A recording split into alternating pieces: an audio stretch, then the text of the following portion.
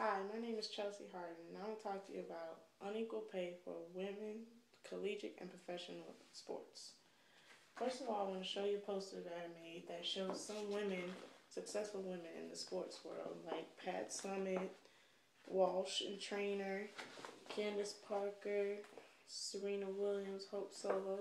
These women are able to work so hard to get where they are just to make a little pay.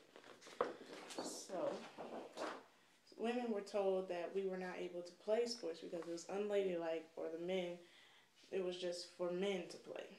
But over the years, we were able to accomplish the goals and to play sports just like the men, like football, basketball, so on and so forth.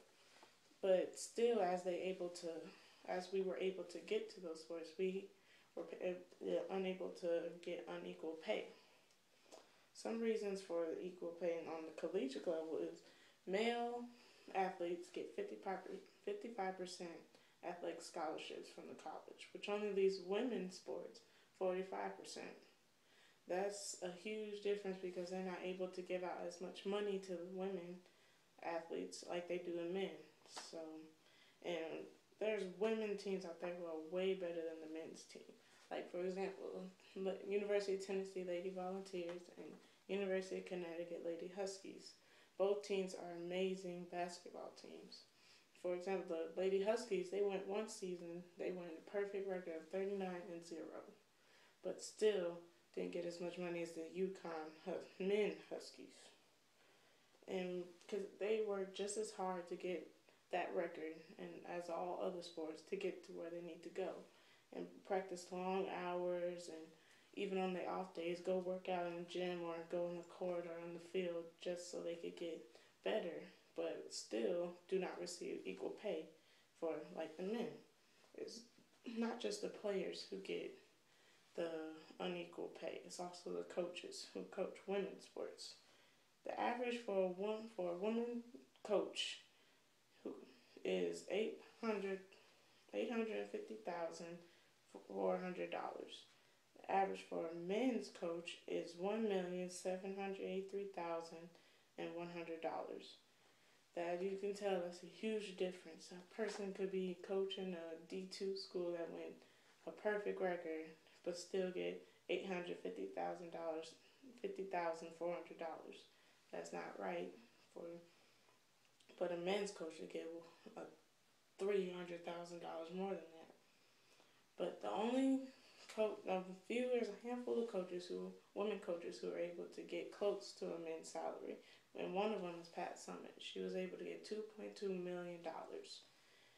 But the highest men coach is Kentucky John Calipari, which he made $4 million. As you tell, she caught up a little bit, but still, it's only select few in the women's sports world who makes that much money. And another reason why, and on the collegiate level and professional too, that women's sports aren't known is because we're not advertised on TV as much. Women's sports are always on little local channels or ESPNU that you barely see those channels unless you want to pay the money for it. It's not advertised as much unless they're part of a big company like Nike, Under Armour, so on and so forth. But those companies mainly just invest in the men's sports because I guess that's where the money's at. But women's sports just as entertaining as the men. On the professional level, it's a huge salary difference between say for example, WNBA and NBA. In the WNBA, the salary cap for a team is $878,000. That's per team. That's how much they can make. That's how much they got to spend, and that's it. The minimum for a WNBA salary is $36,570, and the max is $105,000. A NBA rookie who just came into the NBA can make $105,000 in one game.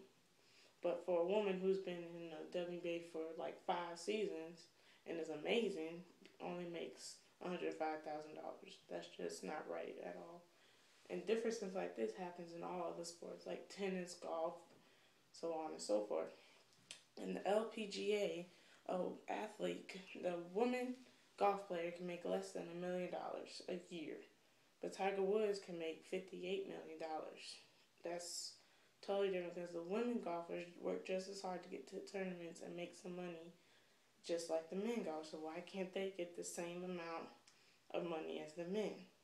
So in order to make more money, they have to go overseas to play. They play, and usually majority of the women athletes play overseas during the off season. Like in WNBA, as soon as the season over with, say it's over with on a Monday, they flying out, going to Russia or Turkey or somewhere, other country, on a Wednesday, because they gotta pay bills and all that. They don't get that much money in the WNBA. Some big market players can make as much as $600,000, and that's just including benefits as room, food, electricity, all that stuff. And as you can tell, that's way more than what they make in the WNBA. And only maybe a handful, like 2 or 3, can make it to $1 million, but you have to be really, really good to be able to make it that far. And in indoor volleyball, they don't have a league in the United States of America, so they have to go overseas to play volleyball. And they can make between hundreds of dollars to $10,000 a month. That's way better than playing volleyball in college and have to stop and find another job. The only volleyball that's here in the United States is beach volleyball, but a woman athlete can't make that much money from that like the men athletes. And in conclusion, I've talked to you about how college and professional levels, huge salary difference with players and the coaches. And recently Obama passed a bill that said women who work the same jobs as men could get equal pay. So that should be the same in everything, like sports, oil field, everything. So we should apply that to the women's sports because we work just as hard as the men do to get where we need to be and take care of our family and our loved ones. And thank you for listening. Bye.